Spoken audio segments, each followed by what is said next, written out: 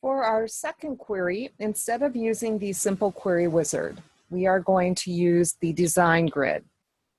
And if you're fairly used to queries or you've done quite a few of them, this is actually a faster way to do a query. We're going to go ahead and go into Create and choose Query Design. You should see a Show Table window display, and we are going to be adding the table that we want to display fields from. And the employee table is the one that we are going to be using. We need to get this table into the query window. So you can either double click on it or you can single click and click Add. And that's the only table we are going to be extracting fields from. So we're going to go ahead and close Show Table. Now, if Show Table does not display for you when you come in here, you can actually click the button and force it to display. After you add employees, it's a good idea to resize this so that you can see all of your fields.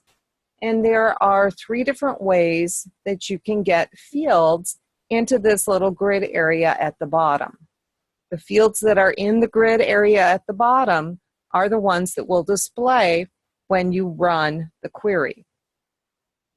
The first technique for getting a field into the grid area is to point at the field and double click. And we're going to do that with Employee ID.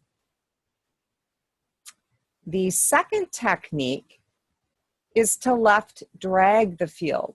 So we're going to point to first name. We'll just left drag that.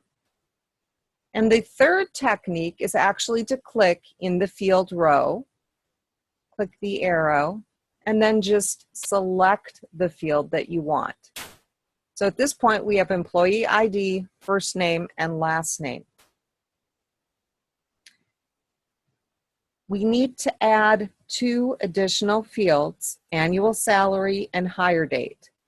You can use any of those 3 techniques, double-clicking, left dragging, or clicking and using the list arrow.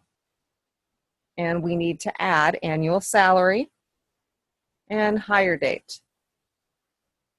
And once you have these 5 fields, you're going to save the query and you will call it salary list. And then once you have it saved, you're going to click the run button to actually run the query. And at this point, we are done with the query, so you can right-click the tab and close it.